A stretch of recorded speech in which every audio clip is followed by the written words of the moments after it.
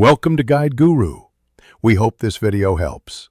You begin by confirming your Sony Bravia is up to date and on the right firmware because compatibility matters.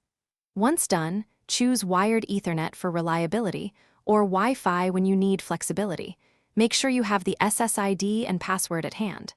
Plug in the Ethernet cable or open Settings, Network, set up internet connection. Follow the on-screen prompts to detect networks. This first step establishes the physical and credential link that every app and browser will use. You now complete the detailed connection. After selecting your network, type the password carefully, case and symbols matter, then decide DHCP versus manual. Use DHCP unless you need a fixed IP for port forwarding. In that case, enter IP, gateway, and DNS values provided by your router or ISP. Once configured, run the built-in network test in settings to verify DNS and internet access. If the TV shows limited access, make adjustments to DNS or switch to Ethernet. You finish by signing into Google/Play and individual streaming apps to ensure credentials sync and playback starts. The TV's browser works only if network and firmware are current.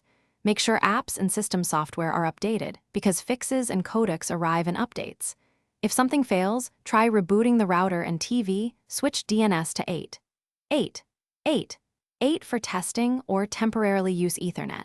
If issues persist, a factory reset clears stubborn errors, but backup settings first. Thanks for watching. Consider subscribing if we helped you today.